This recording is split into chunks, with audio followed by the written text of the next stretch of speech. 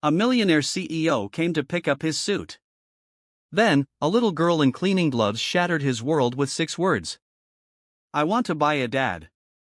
The dry cleaner on 4th Avenue was never a place Michael Brooks expected anything significant to happen.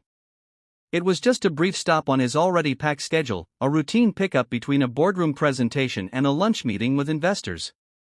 He entered the storefront without a second thought, focused on his phone, reviewing reports, and thinking through upcoming negotiations.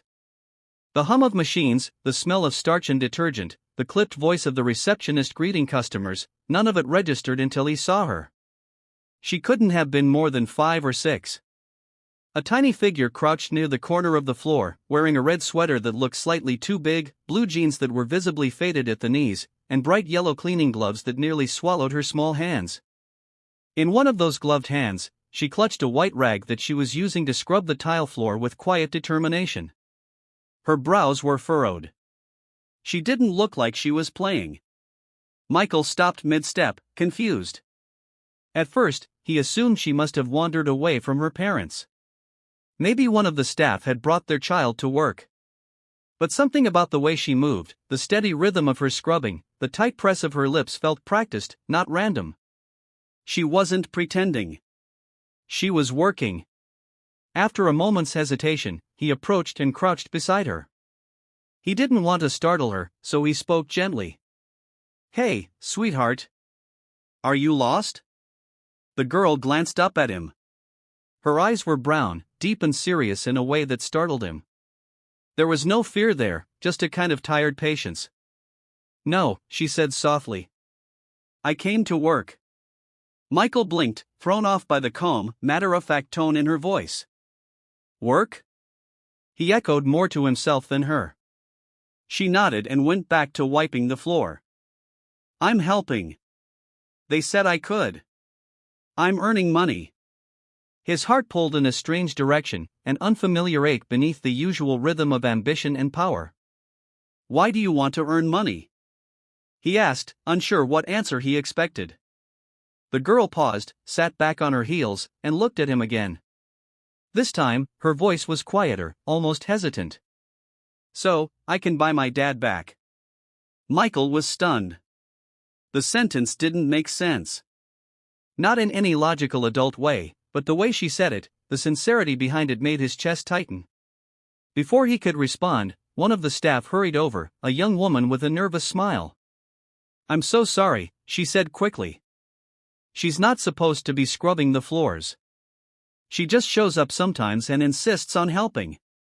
Michael rose to his feet, still watching the little girl who had already turned back to her work. She said she's earning money to buy her father. The woman hesitated, her eyes softening. Her name's Lily. Her mother is really sick. The dad ran off months ago, took all their money and disappeared. The girl doesn't know that, though. She thinks he was taken or something, that she can earn money and get him back. Michael stared at Lily. She wasn't pretending to understand the world. She had created a version of it that made sense to her. In her mind, things weren't broken. They were simply expensive. And love, fatherhood was something that could be earned if she worked hard enough. He didn't know what to say. He didn't know why it hit him so hard. Maybe because he knew all too well what it meant to be abandoned as a child. Or maybe because in all his years of success and strategy, nothing had ever made him feel more powerless than this little girl trying to mop away her heartbreak. He picked up his suit in silence, but before leaving, he turned back once more. Lily was still on the floor, focused, methodical. Michael walked out of the dry cleaner that day with a perfectly pressed suit and a question he couldn't shake. What kind of world forces a child to believe that love needs to be bought? Michael didn't sleep well that night. The image of the little girl on the floor of the dry cleaner kept looping in his mind, stubborn and vivid. It wasn't just what she said, it was how she said it. Like it was obvious, like it was simple truth. I want to earn money so I can buy my dad. No hesitation, no drama, just quiet certainty, the kind that lingered long after you heard it. In his world of business acquisitions and negotiations, that phrase was more haunting than any hostile takeover or market crash. By morning, he had made up his mind. He wasn't going to just let this go. It wasn't like him to get involved in personal matters. He was known for keeping everything clean and professional, emotions strictly out of the equation. But this wasn't something he could file away. He needed answers. He needed to understand who this girl was, where she came from, and what circumstances had forced her to believe she needed to work just to earn her father back. He cancelled his morning meeting and returned to the dry cleaner, not in his usual press suit, but in jeans and a simple button-down shirt. The receptionist recognized him immediately, looking surprised and a little nervous. Before she could even ask what he needed, he said, "Is Lily here?"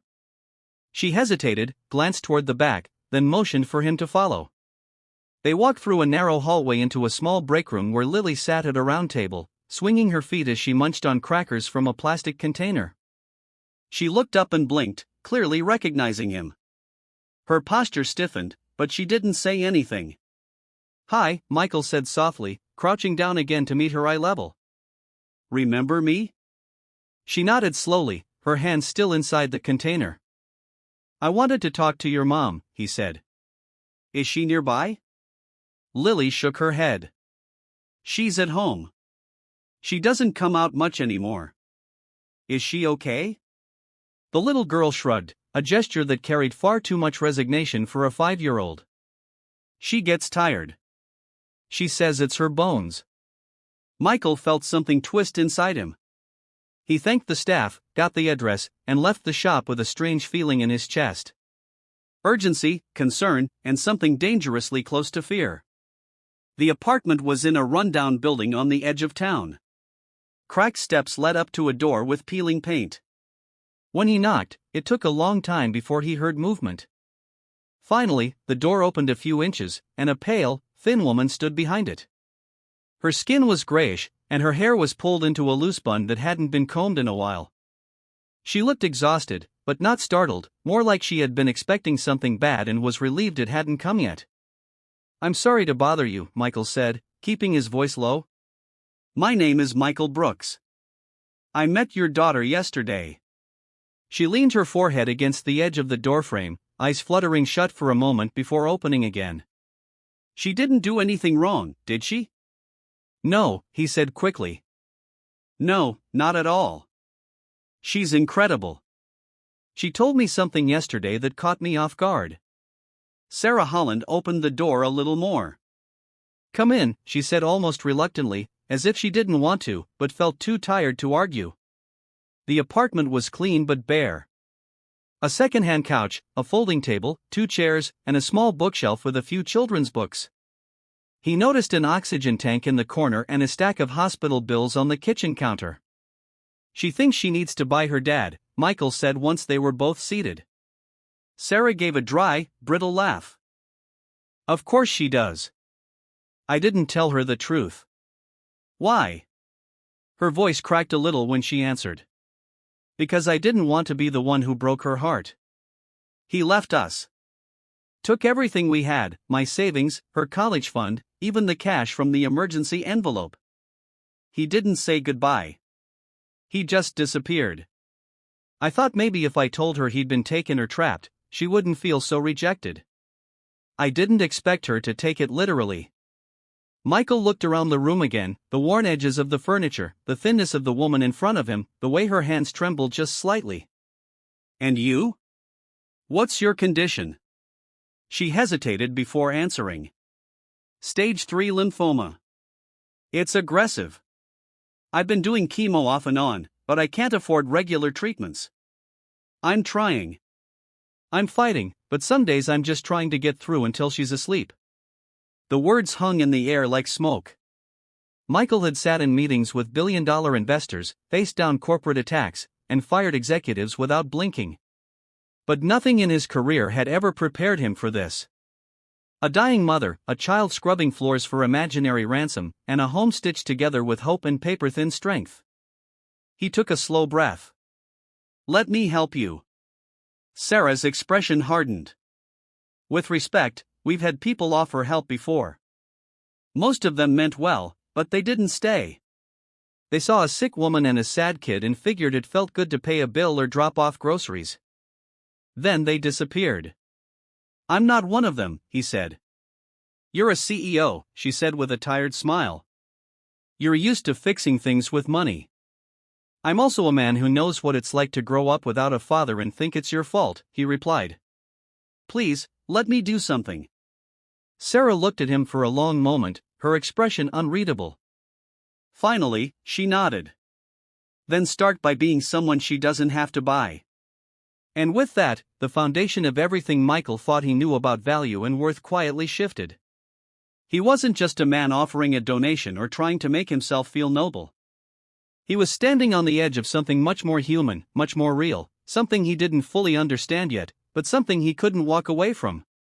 Millionaire in love. Michael returned to his office that afternoon. But nothing about the sterile glass walls or the curated silence of his executive floor felt the same.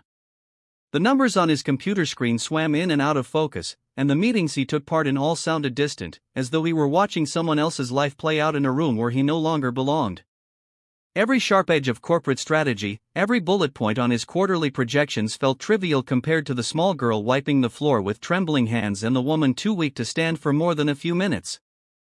They had no leverage, no agenda, no negotiation. And yet, their presence occupied more space in his mind than any investor ever had. He sat behind his desk late into the evening, long after most of his staff had left for the day.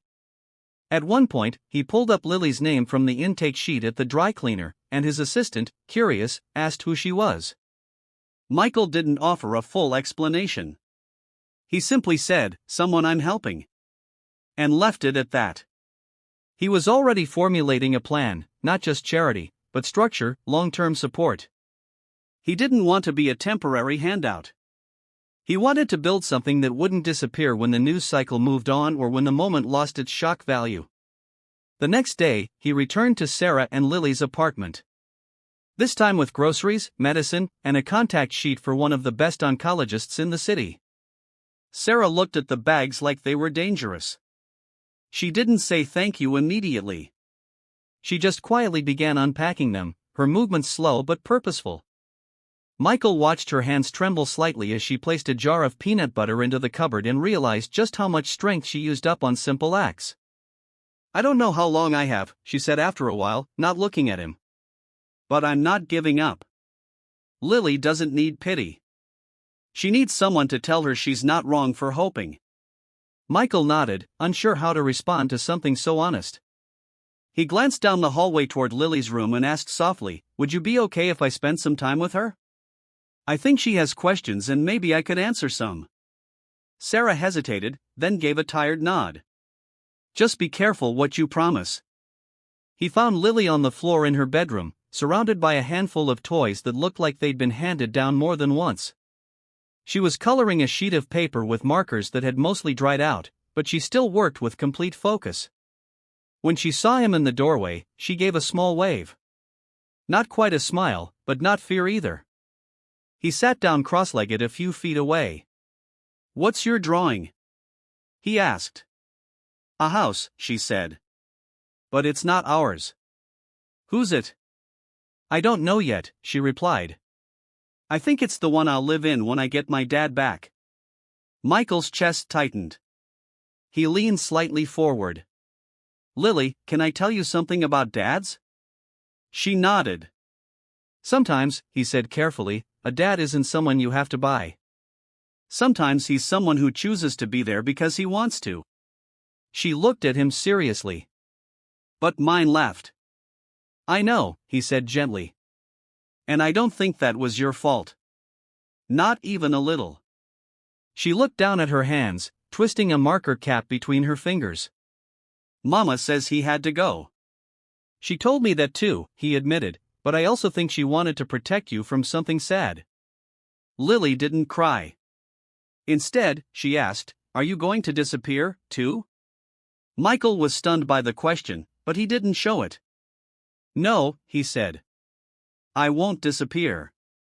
I don't always have the right answers and I won't always do everything perfectly, but I promise I will stay." She stared at him for a long time and then, as if testing the strength of his words, leaned against him slightly. It wasn't a hug. It wasn't even touch, just a small tilt of her weight toward where he sat, the kind of gesture children make when they want to believe in something but don't know if they're allowed to yet. Michael didn't move. He stayed there with her for as long as she needed, listening as she continued to color and talk about the rooms in the house she was drawing. One for her, one for Mama, and one for someone who could maybe play her new dad if they could afford him. It was the moment he realized that this wasn't just about helping a stranger. This was about rewriting something broken, about showing a little girl that love didn't have to be earned and that fathers weren't things to be bought. They were people who stayed. Over the next few weeks, Michael's life began to change in ways that didn't make headlines or appear on any quarterly report, but were more profound than any professional milestone he had ever achieved. His routine, once dictated by early morning meetings and late-night calls with global investors, slowly made room for visits to a modest apartment complex on the east side of town. Each visit began with groceries and small essentials, vitamins, books, new school supplies. But over time, those visits became less about what he brought and more about simply showing up. Lily, cautious at first, began waiting for him at the window. She never said so, never asked when he was coming. But Michael noticed how her face lit up when his car pulled into the lot. Her weariness was still there, buried beneath the surface, but it was beginning to give way to something else. Curiosity, maybe even trust. She'd ask more questions now, not just about the business world he lived in, but about the world she barely understood. She wanted to know how skyscrapers were built, how people decided who was in charge, why some children had fathers and others didn't. The kinds of questions that were too big for her small voice but somehow always found their way into their conversations. Sarah, meanwhile, had begun to gain strength again. The treatments Michael arranged were working slowly, giving her back fragments of energy. She started sitting up longer, eating more, and even helping Lily with homework when she wasn't too fatigued. Her body was still frail, but her eyes carried a spark that hadn't been there when he first met her. One afternoon, as Michael helped her organize medical documents at the kitchen table, she looked up and said, "You've done more than I ever imagined anyone would." He shook his head. "I haven't done anything extraordinary. I just couldn't walk away." "You stayed," she said. "That's what made the difference." The simplicity of her words landed harder than he expected. For most of his life, staying had never been part of the equation. He built, scaled, launched, exited, but he rarely stayed. He moved fast, he moved forward.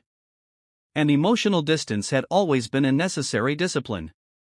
But with Sarah and Lily, leaving had never even crossed his mind. As Lily grew more comfortable, she began spending a few afternoons a week at Michael's office. His staff, initially stunned, quickly adapted to her presence.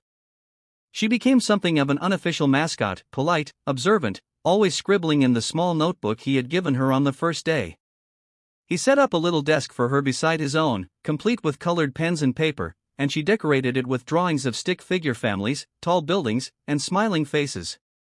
More than once she sat through board meetings, listening intently as if she were absorbing the language of business through osmosis. She never interrupted, never fidgeted.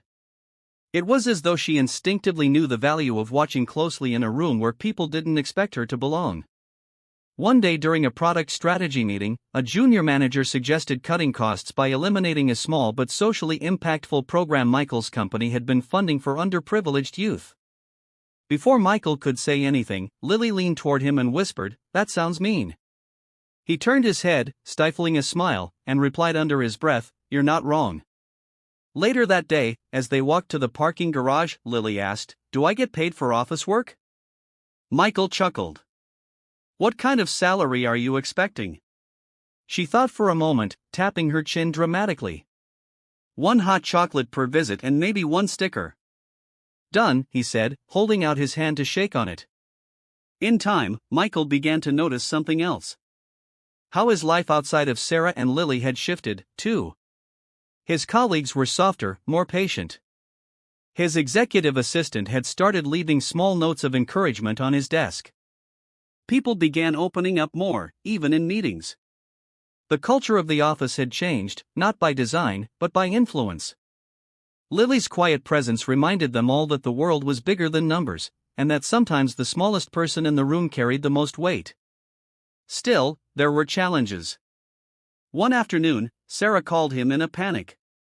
Lily had come home from school in tears after another child told her that she was weird for not having a dad. When Michael arrived, she was sitting in her room, curled up on the bed with her notebook clutched to her chest. He sat beside her and asked if she wanted to talk. At first, she shook her head, but then she whispered, "Maybe if I was smarter or nicer, he would have stayed." Michael felt a wave of anger rise, not at her but at the man who had planted that thought in her mind simply by leaving. He took a breath and said, "Lily, your dad didn't leave because of who you are. He left because of who he is. And you being smart and kind and brave, that's all you. That's what makes you amazing." She didn't respond right away, but eventually she rested her head on his arm. "Then how come you stayed?" He thought about that for a long moment. "Because someone like you deserves someone who doesn't leave." That night, after Sarah had gone to sleep, Michael sat in his car for a long time outside their building, staring at the dashboard, thinking about everything he had learned over the last month. He hadn't planned on this. He hadn't been looking for anyone to save. But somehow by showing up, by staying, by listening, he had stumbled into something bigger than responsibility. He was becoming a part of their story. And that story was no longer just about survival. It was about rebuilding something no one could ever put a price on.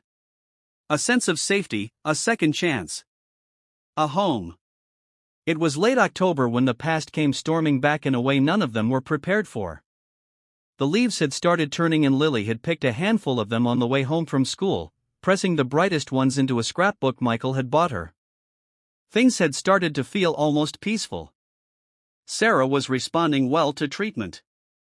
Lily was thriving at school, and Michael found himself thinking about them, not just as two people he was helping, but as part of his own life, now something permanent, something he no longer imagined ending. But peace, as he was learning, was fragile. The first sign came in the form of a letter, an official-looking envelope addressed to Sarah that arrived in the mail on a rainy Thursday morning. At first, she assumed it was another hospital invoice or maybe a reminder about her treatment schedule. But when she opened it, her hands began to shake. The letter was from a lawyer. Her ex-husband Thomas had resurfaced and was seeking legal acknowledgement of his parental rights. He claimed he wanted to be part of Lily's life again. He even had the audacity to hint at financial compensation for giving up those rights, implying that he would only back off if there was something in it for him. Michael arrived that evening to find Sarah pale and silent.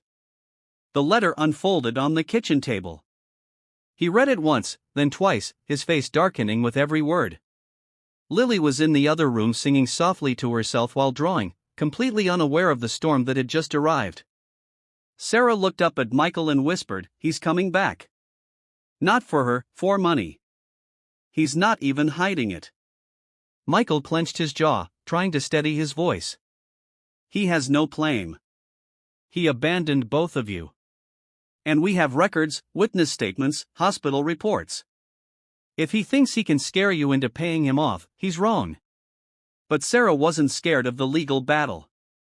She was scared of what it would do to Lily. She still talks about him like he's a superhero she lost.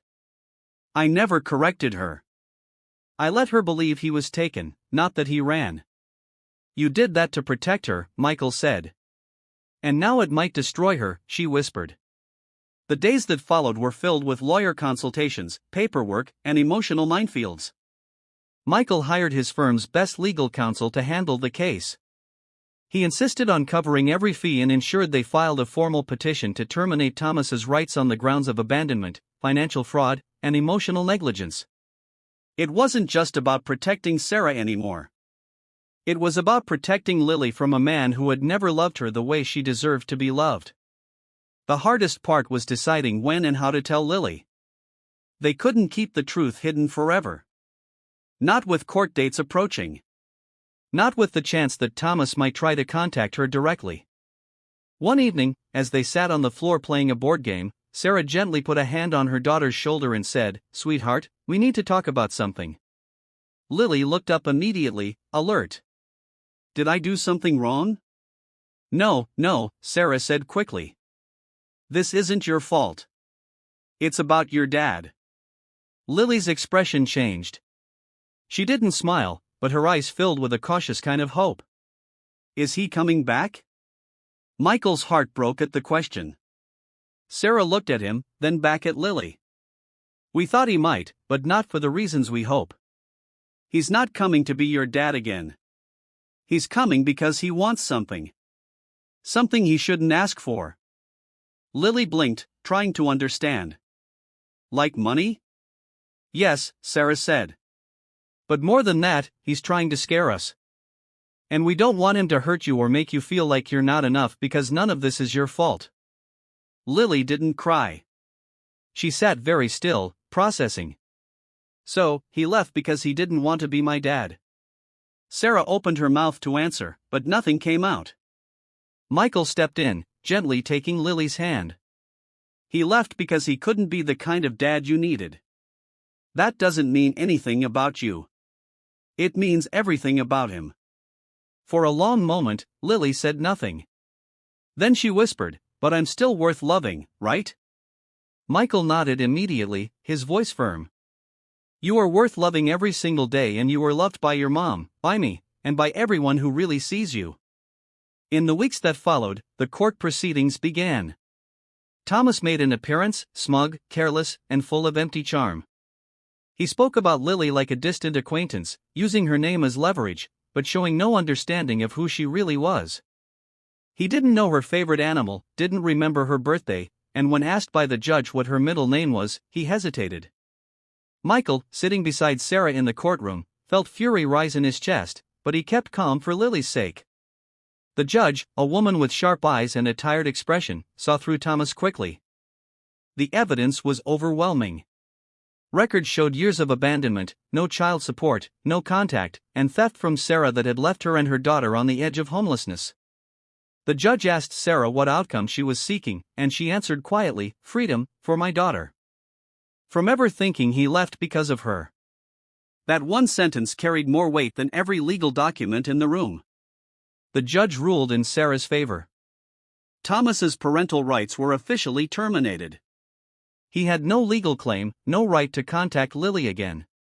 When the gavel came down, there was no applause, no celebration, just the sound of breath being released in relief. Afterward, outside the courthouse, Lily held Michael's hand tightly. She didn't ask about the ruling. She simply said, "You stayed." He knelt beside her and said, "And I always will." And in that moment, he realized the truth. Staying wasn't something you promised once. It was something you chose over and over every day with every action. And he had no intention of stopping. Now, the weeks after the court ruling brought a different kind of quiet to Sarah and Lily's apartment. It wasn't the same tense silence that had once hovered in the corners of every room, the kind shaped by fear and uncertainty. Now it was the stillness of relief, of beginning to breathe again without looking over your shoulder. It was healing, subtle and slow, but real. Lily, though still processing everything in her own way, no longer asked questions about her father. The topic, once a source of daily curiosity, had faded from her conversations. She didn't bring him up at dinner or mention him when coloring pictures of families anymore. Instead, she started talking about the future, about school and art projects and whether they could visit a zoo when spring came. It wasn't a rejection of the past. It was something better, a quiet choosing to move forward. Michael became even more involved in their lives, though not out of obligation. No one asked him to show up every Saturday morning with pancakes and a bag of groceries or to help Lily with her spelling words in the evening or to pick Sarah up from the clinic when she was too weak to drive. But he did it anyway, not because he wanted thanks, but because it felt like something he was always meant to do. His apartment, once meticulously organized and rarely lived in, now felt foreign to him. He spent most nights in Sarah's building, reading on the couch while Lily fell asleep to the sound of her mother's breathing down the hall. At the office, things had changed, too. Michael was still the same sharp, strategic mind in boardrooms, still expected to make the hard calls, but people noticed the difference. He was more patient now. He remembered birthdays. He stopped to ask how people's kids were doing and listened to the answers. He spoke about long-term goals, not just in terms of growth and profit, but about legacy. He started asking questions that had nothing to do with margins and everything to do with impact. One afternoon after a strategy meeting, his assistant gently knocked on his door.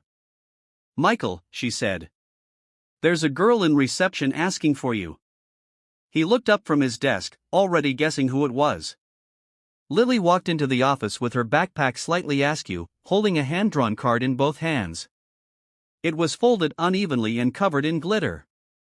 She handed it to him without a word, then waited. He opened it carefully.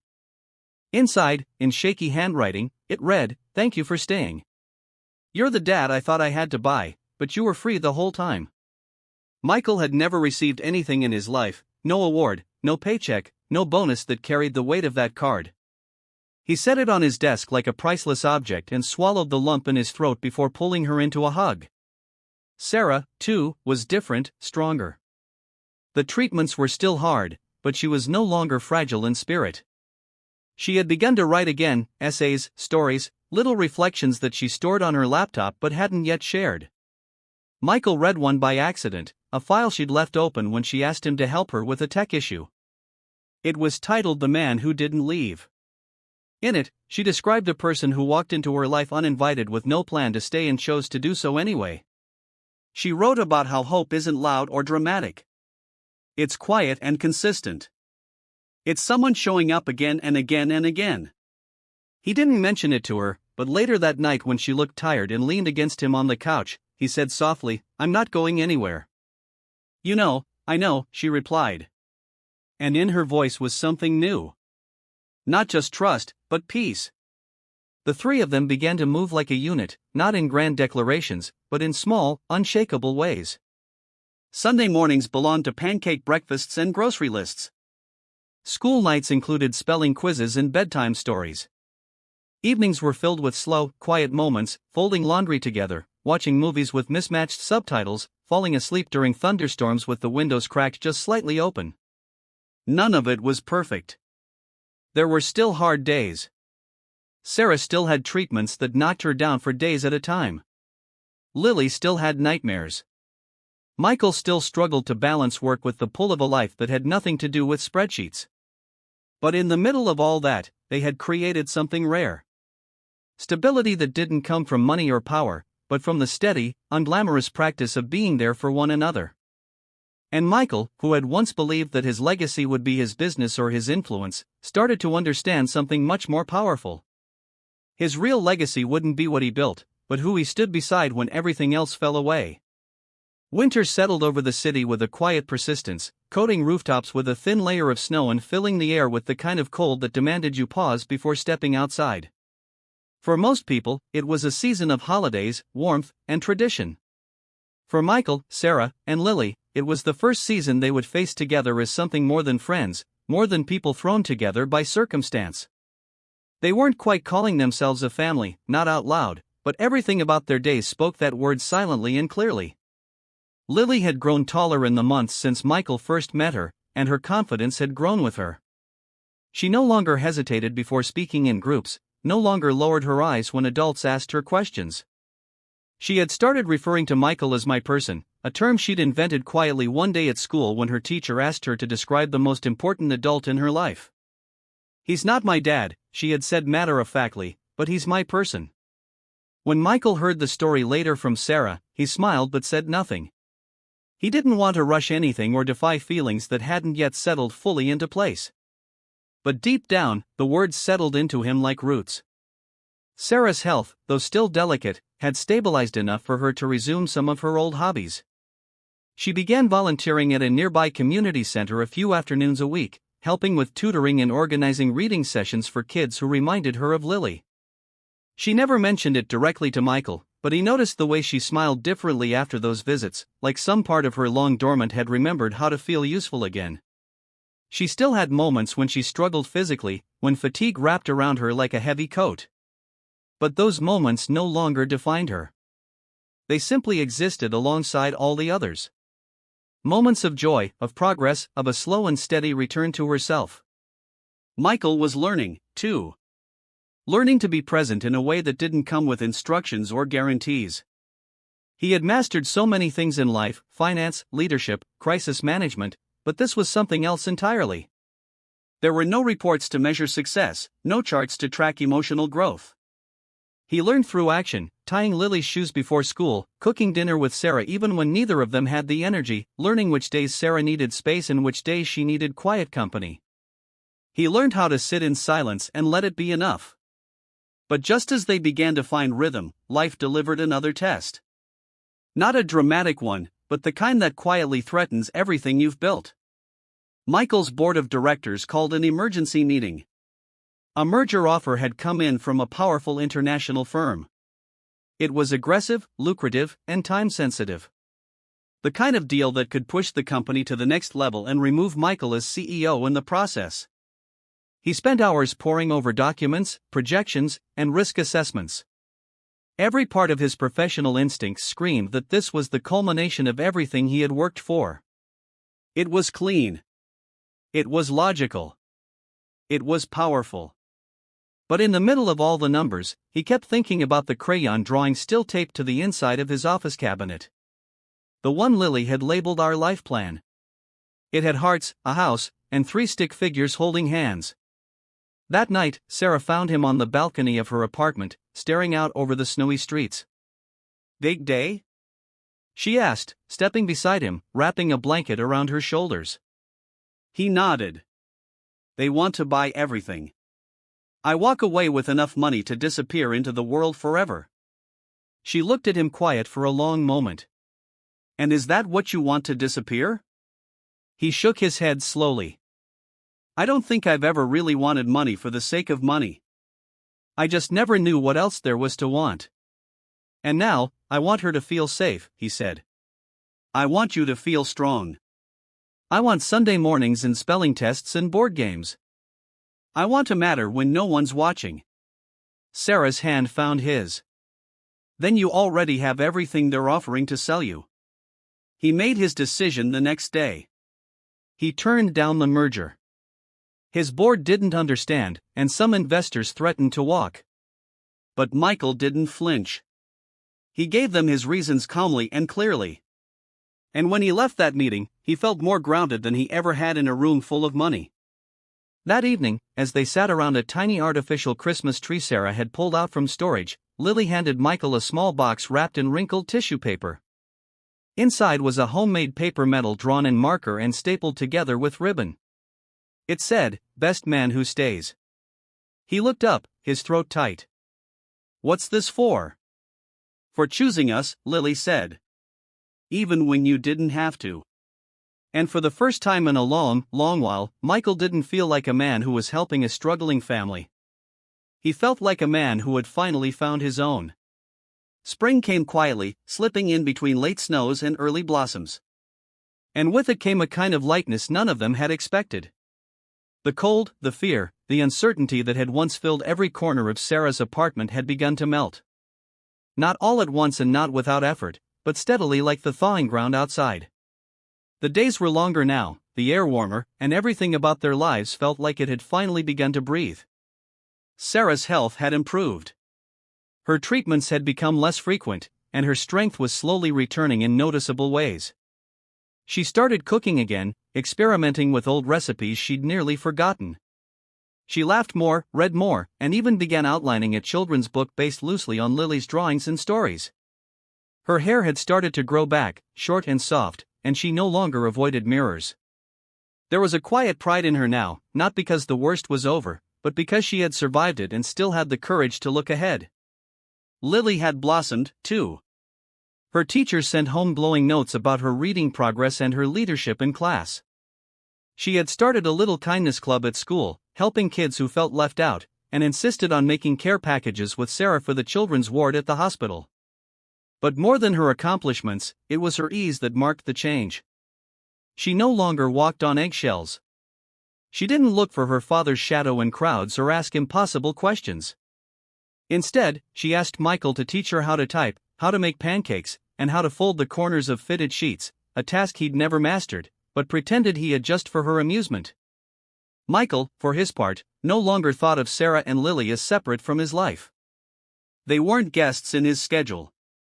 They were his schedule. He had moved most of his work to a remote structure, rebalanced leadership at his company, and hired a new operations director to handle the day-to-day. He still held the title of CEO, but he rarely sat in that corner office anymore. His days were measured differently now, not in earnings or acquisitions, but in breakfast made, homework checked, and stories read at bedtime. One bright Sunday morning in May, they packed a picnic and drove out to a quiet lake an hour outside the city. It was the first time in years that Sarah had been far from home without a doctor's note or medical necessity. They spread a blanket beneath a tree and unpacked sandwiches, fruit, and a homemade pie. Lily had insisted on baking badly. The crust was too thick, the filling a little sour, but none of them cared. They ate every bite. After lunch, while Lily chased ducks near the water's edge, Sarah leaned against Michael and watched her daughter with a quiet smile. "You know," she said, "she used to believe she had to earn everything: love, attention, safety, even me. She used to ask what she could do to be worth keeping." Michael closed his eyes for a moment, then opened them slowly. "She doesn't ask that anymore."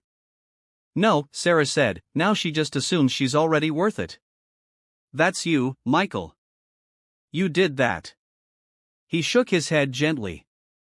"We all did it together." They were quiet for a while, the breeze shifting gently around them. Then Sarah reached into the picnic basket and pulled out a folded envelope. "I wasn't sure when to give you this," she said, "but now feels right." Michael took it carefully and opened it. Inside was a single sheet of paper, an adoption request signed by Sarah requesting that Michael be granted legal guardianship of Lily. His eyes moved slowly across the words, then back to Sarah's face. "She asked me to draw it up," she said softly. "I told her it wasn't just a piece of paper. I told her it had to mean something real. And she said, it already does. I just wanted it to mean it to other people, too." Michael's throat tightened. He looked out across the lake where Lily was waving at them from a log, her hair wild in the wind, her smile wide and fearless. He looked back at Sarah, who reached for his hand, her grip warm and steady. "I'm not trying to replace anyone," he said finally. "I just want her to know I'll always be here." "She already knows," Sarah whispered. "This is just the part where we say it out loud. The paperwork would take time. There would be meetings, background checks, formalities, but none of that mattered. Because in every way that counted, they were already a family. Not a perfect one. Not one without history or scars, but a real one made not by blood or obligation, but by choice and by love that had been tested and proven again and again." That night, after they returned home, Lily climbed into Michael's lap and asked if she could call him Dad. She didn't look uncertain or nervous. She just asked like it was the most natural thing in the world. Michael smiled, his voice breaking just slightly. "Yeah, I'd like that." She nodded once, satisfied, then leaned her head against his chest and whispered, "Told you I didn't have to buy you." And in that moment, simple, small, perfect, Michael knew he had finally become the man he had never dared to imagine he could be. A man who stayed. A man who chose. A man who loved and was loved back. A father. This story ends not with a grand twist or dramatic gesture, but with something far more powerful. Quiet. Chosen love. What makes it beautiful is how deeply human it is. A little girl wounded by abandonment learns that love doesn't have to be earned or bought. A mother tired and sick finds strength not just in survival but in allowing someone else to stand beside her. And a man who had everything but connection discovers that the greatest success isn't building an empire, it's building a home. What resonates most is the idea that family isn't always about blood. Sometimes it's about the people who choose to stay, who show up day after day, even when it's hard, even when there's nothing to gain, but the simple priceless act of being there. This isn't just a story of rescue. It's a story of transformation for all three of them. And in that transformation, we're reminded that love doesn't always arrive loudly. Sometimes it slips in quietly, sets down roots, and stays for good. Millionaire in Love.